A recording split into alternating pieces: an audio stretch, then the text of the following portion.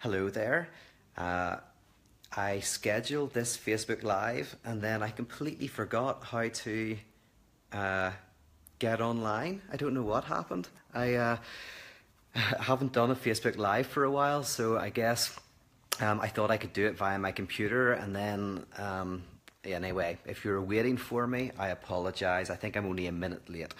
But thank you for joining me. Fancy meeting you here in Utrecht in Holland. I'm actually here doing a series of talks and also celebrating the launch of a book in Dutch. This is my second book in Dutch. I'll show you.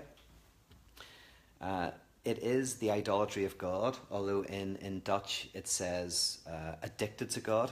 I think it's very, very cool. So last night we were celebrating, having drinks and all of that, having a little party. But I'm kind of out of the way of doing these and I want to get back into it. And these Facebook Lives are important to me and I want to try and do one at least once a week. And I've got lots of things I want to talk about. But before I say that, I'll just let you know what I've been up to. Currently back in Northern Ireland for a while. I've got my festival coming up in a few weeks. The festival actually sold out 6 months ago, but we've had 4 people who can't go, so we're trying to sell their tickets so we can give them their money back. So if you've wanted to go to Wake and you weren't quick enough to get a ticket, you can actually get one, but I know it's pretty short notice now. But I'm really excited about that. This is going to be the 5th year, and we've got like 80 people this year, and we had to cap it at that. We actually could have grown to 120, but we want to keep it, relatively small. So we've been, planning that for a while. I'm excited. It's all about the absurd, and there's going to be art and music and talks, and hopefully it should be lots of fun. Who's going to be there? My friend Miranda, whose house this is, Miranda and Johannes. Miranda's going to be there. She's talking about festivals and absurdist art, Dadaism. We've got the philosopher Jeff Robbins. We've got the sociologist Gladys Ganel. We have Padraig Ó Tuama, the wonderful poet and singer-songwriter. And we've got various artists and comedians and musicians, Duke Special, Paul Curry, all of that. Anyway, another thing, if you like these talks of mine and you want the more in-depth version, you can always join my Pyro seminars. Pyro seminars, they cost $5 a month, unfortunately, on my Patreon, but you've got to support my drug habit some way. I mean, I can't be in LA and not take a lot of cocaine, so that costs money. It's not free. So if you want to support me, it means the world to me, and you can go onto my Patreon and say for $5 you can sign up, and then once a month you'll get an in-depth talk, an hour and a half long. I'm actually bought new equipment, so it'll be very good quality audio, very good quality visual. You can watch live, or you can listen or watch after the fact. The one that I'm doing on the 15th of April is on the film Prometheus. I'm going to look at Alien, and I'm going to look at how Alien can help us understand what Freud meant by the death drive, as well as the theological concept of sin, what that means, and a little bit of an exploration into kind of like the human condition, because interestingly, Alien, what we discover in Prometheus is the origin of the alien, and that origin is a beautiful cinematic reflection of something very central to the human condition. So you want to join me, join my Patreon. I'll see you on the 15th of April. I'm going to also try to have little snippets of the movie that we can talk about. But anyway, what do I want to talk about today? Well, I've been reading the work of Todd McGowan recently. He's an author that I really enjoy.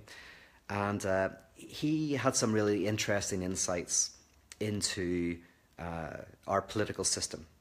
One of the things he says about our economic system today is that it gives us, or it promises us what we want, and it gives us what we need, right? And this because he's trying to understand what is the power of this economic system that we participate in, that means even though it can be damaging to us, we still seem to be so committed to it. And he says it promises what we want, so there's a power in that, and it gives us what we need. And what does he mean by that? Well, he says what we want is satisfaction. And that's what we're promised. You know, the American dream. You can have what you need in order to enjoy life. You can be whole and complete. You can have that oceanic experience. You can sit by the beach. You earn enough money. You have enough things. You go out with the right person, whatever it is. Then, you know, you can be satisfied. So that's what we want, he argues. And there's various reasons why he argues that. But it gives us what we need. And what is it that we need? Well, Todd McGowan, who's a good Lacanian, says, well, what we need is need. What we need is lack. Now, why do we as human beings need lack? Well, partly because lack is what allows us to desire. You know, whenever you don't have something and you want it, you gets you out of bed in the morning. It gets you motivated, whether, you know, you want to lose weight, whether you want to get fit, whether you want to, you know, get over your job and get something else. So whatever it is, desire involves a certain lack. It involves a certain not having. And that's central to being human, something I've explored in other Facebook Lives and in my books. So you'll know this if you've followed my work for a while, that to be human is to experience a certain need or lack in our lives. And we try to run from that, but actually it can be a productive thing. So what's his problem then with the system? Well, the problem is the system promises what we want, but gives us what we need. But it gives us what we need in a way that we don't like. So lack is always something we want to get rid of. The system gives us that, but it in a way that is oppressive to us and destructive to us, in a way that makes us want to run from it. So we get this lack in a very destructive way, in very physically destructive ways, in the sense that people are in poverty, people cannot afford housing, they cannot afford education, they can't afford healthcare. So they get this need in a way that is actually materially destructive and also psychologically destructive. You know, where we always feel that we're missing out. We're not going to the right parties. We're not having the lifestyle that we would want, that there's something in our lives that just isn't working.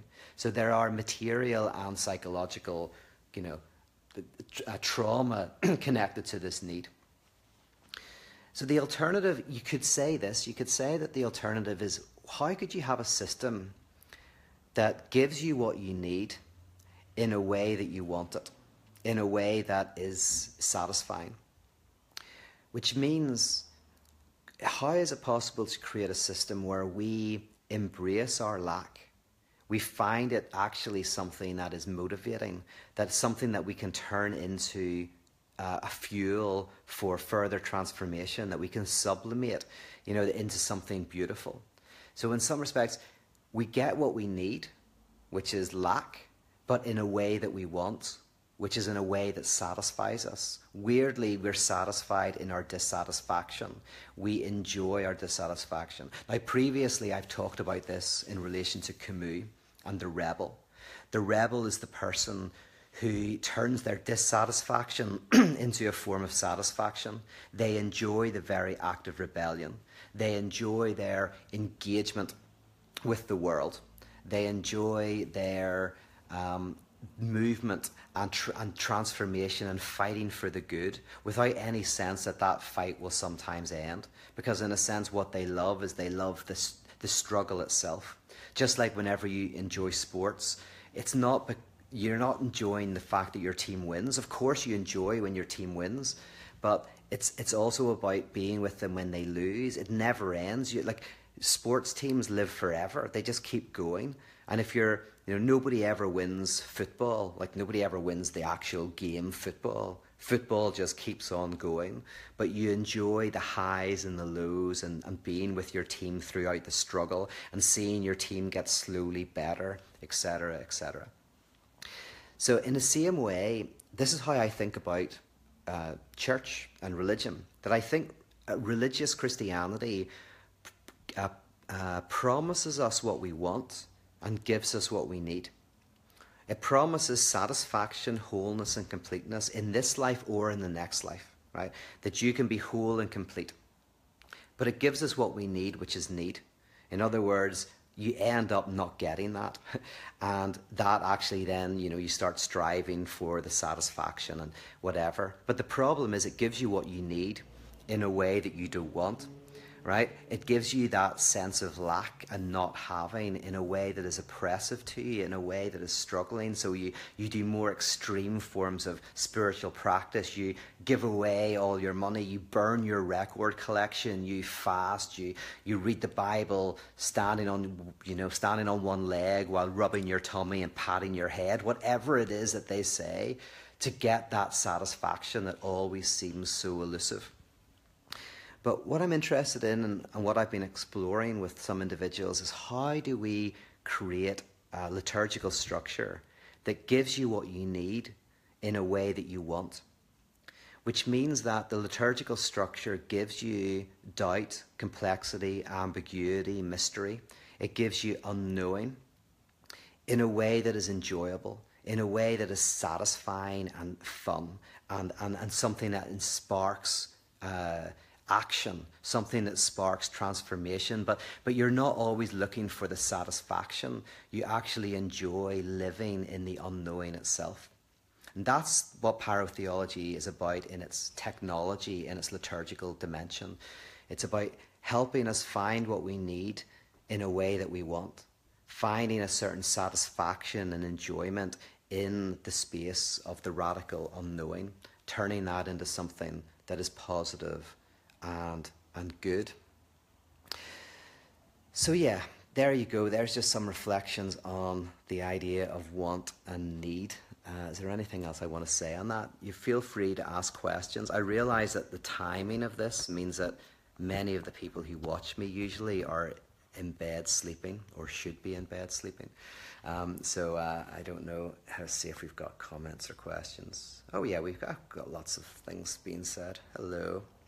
Oh, the comments aren't really working. That's weird. Every time I scroll down to read what you're saying, it bounces me back up to the top.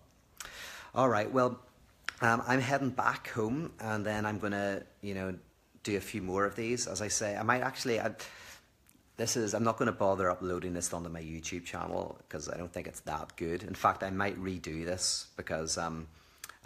as I say, I couldn't put it on my computer and I'm holding this phone in my hand, so you may think that I've spent a lot of money to create an effect that looks like the camera's shaking, but no, that is actually just my hand. But I will be writing a little bit about this idea of want and need. But yeah, if you want to actually kind of engage with me at a deeper level, join me on the 15th of April for the talk on Prometheus. And otherwise, I will see you again soon. Take care. Bye-bye.